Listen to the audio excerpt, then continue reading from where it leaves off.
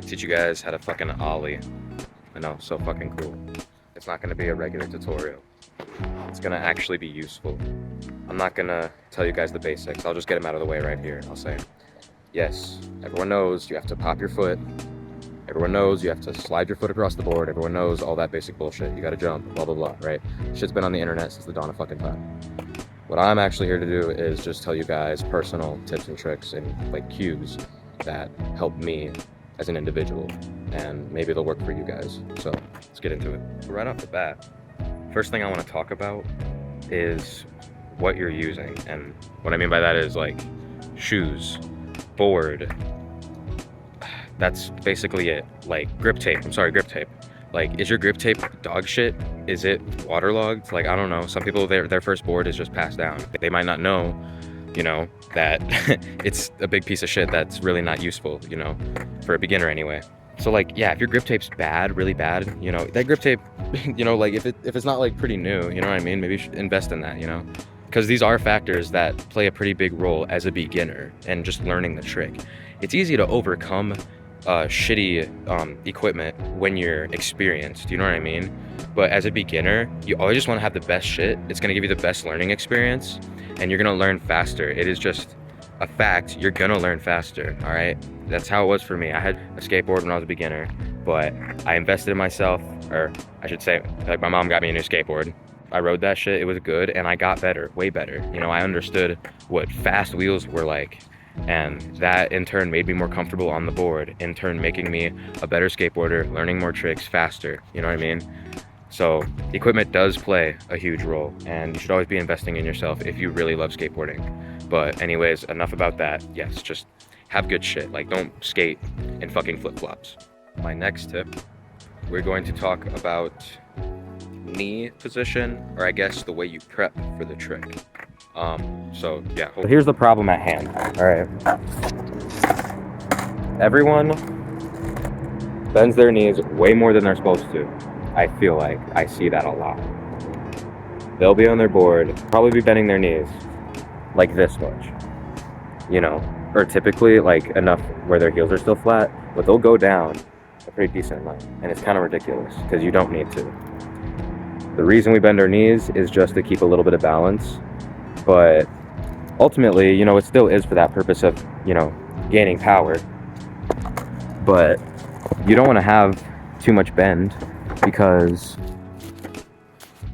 having all of that, it's just extra. It's like doing a rep on squat, you know what I mean? The deeper you go, the harder it is. The more depth you have, the more difficult the repetition is. That's better. And that's not what it is with skateboarding. You're not trying to build your quads. You're trying to fucking get a quick, fast motion. Owie. Trying to get a quick, fast motion. You know what I mean? Only bend your knees a little bit. You only want to bend your knees about this much, all right? Here's my knees. Just a little bit, all right? Literally, just a little bit. You want to bend your knees so you can use them to generate power, but you want to use the least amount of bend possible for the most speed. It's all about balance, all right? You gotta find what works for you, okay? If bending your knees a little bit more can help you generate more power at the cost of speed, you know what I mean, and you're already pretty fast, then go ahead and, you know, take on that knee position, you know, before doing the trick. And if it's the other way around, you need more speed, you're slow on the draw when it comes to like actually popping your foot, bend your knees less. Get faster motion, you know, it's probably going to generate more power, more pop, you know. It just kind of depends on the person. And also, you know, everyone's genetically different, body differences, you know what I mean? It all plays a big factor, and I feel like not a lot of people think about that. Next tip, it's actually how to pop your foot, or maybe how to cue it better so your body understands what it's trying to mimic. You know, trying to give yourself something familiar to work with. So I wish I had a tripod, you know what I mean? I want to set up my camera somewhere, but I really can't. Yeah, the motion, actually, I feel like a lot of people think of just like kind of stomping down with their foot. But here's what I want you to actually do. All right, instead of thinking about that, think about flicking your ankle down. I don't know why it goes in a circle for me automatically, but just think about flicking it down. Why does it do that? Flicking it down, okay, at the same time as stomping, all right? It's supposed to be like that motion. That's what good pop looks like. It's not that, and it's not just this. It's a combination of both, because you're using your toe to press into the board, all right? Because if you keep your foot flat on the board, all right, and you press just with your toe without moving the rest of your leg, you can pick the board up. So that's just more push power, all right?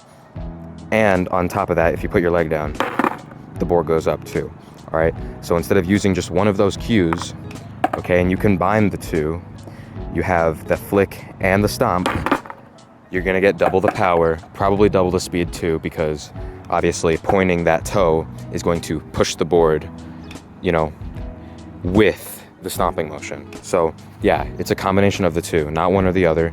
Use both in your head, you know, mentally, and I promise it will work. And if it doesn't, you can beat my ass, I don't know.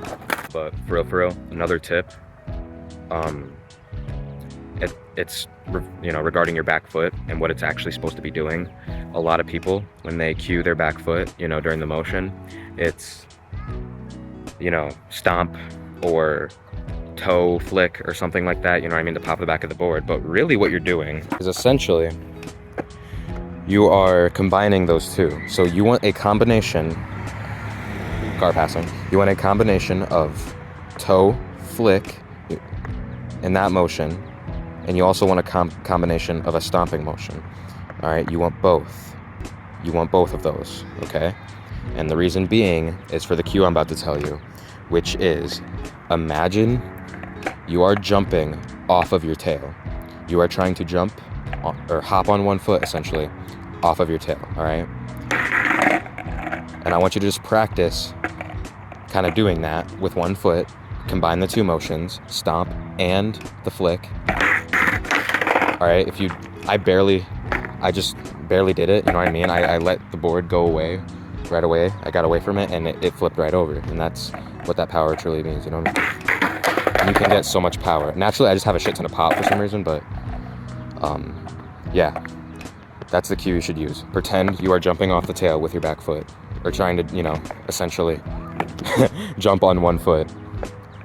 And that's what that's gonna do, is bring your foot back up, which is the step that everybody fucks up. And this is the step I fucked up, because when I was learning ollies, I didn't understand that, and it was only when I understood or figured out, I guess, how to actually take my back foot back off after the initial pop right away, like right away, because it's all one fluid motion, it's fast, it takes a second.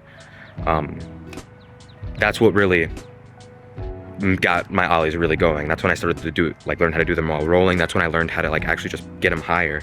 It's because I learned how to do them in general, and I could focus on other things that just make you perfect them more and just better at them, you know, pop them higher. Now, I used to, when I was a freshman, I'm a junior in high school now, but when I was a freshman, I was ollieing 5 skateboards sideways, you know what I mean?